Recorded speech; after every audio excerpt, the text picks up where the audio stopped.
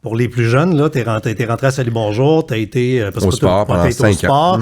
Guy était c'est Guy qui voulait que je vienne à Salut Bonjour. J'avais commencé à faire Salut Bonjour week-end. J'étais installé à Québec.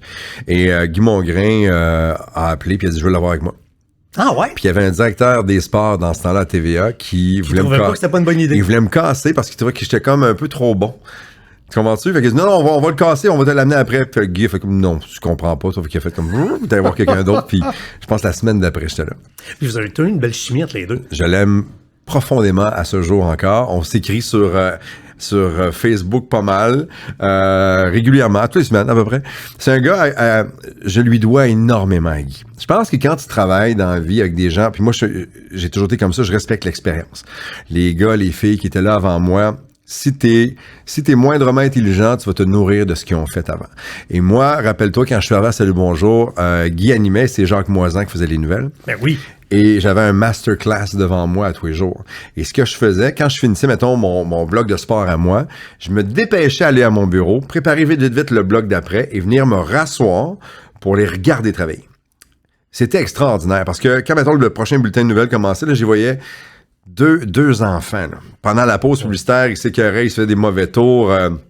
Guy débranchait le téléx de Jacques sans que Jacques s'en rende compte. Tu sais, bon. Guy Mongrain, c'est un petit gars haïssable. Là. C'est un petit Chris. C'est un petit Chris, certain. J'espère que ça va être le titre de mon show. Guy Mongrain est un petit Chris.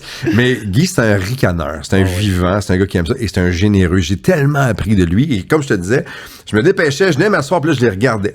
Quand le bulletin de nouvelles commençait, si c'était une bonne nouvelle, une mauvaise nouvelle, une nouvelle triste et tout ça, je les regardais comment ils pouvaient rebondir, passer d'une nouvelle plus sérieuse à quelque chose de plus drôle, de quelque chose de plus sérieux, de passer c'est ça, les de nouvelles, partir d'un drame. Il y a un drame familial, un enfant qui est décédé, un incendie, mais tout de suite après, une espèce de fait divers qu'une vache qui s'est perdue sur l'autoroute, il faut que tu ris ta vie. Là. Et ils étaient aussi bons à nous parler d'un drame familial où il y avait, mettons, 2 enfants qui étaient morts dans un incendie, à nous le faire vivre et à nous le faire comprendre et à nous faire aussi réaliser la douleur épouvantable qu'il y avait dans cette famille-là ce matin-là. À 3 minutes plus tard, rire comme 2 flots. Jacques qui enlevait ses lunettes, les yeux pleins d'eau. Guy qui enlevait ses lunettes, mais il s'essuyait pas, ça tombait dans la grosse moustache. Tu sais, il y avait tout ça aussi, mais je pense que, puis je trouve que la génération d'aujourd'hui veut tout avoir tout de suite.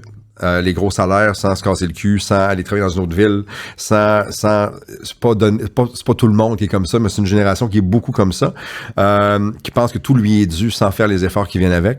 Moi, j'ai appris de ces gars-là, puis je pense que le meilleur conseil que je pourrais donner aux jeunes d'aujourd'hui, regardez les filles puis les gars qui sont là depuis 5 ans, 10 ans, 15 ans, 30 ans avant vous autres. Ils ont fait de la radio à Fermont. Ils ont fait de la radio, ils ont monté dans l'entreprise où vous travaillez, peu importe le domaine, il y a des gens d'expérience qui sont là et on devrait embrasser le succès de ceux et l'expérience de ceux qui étaient là avant.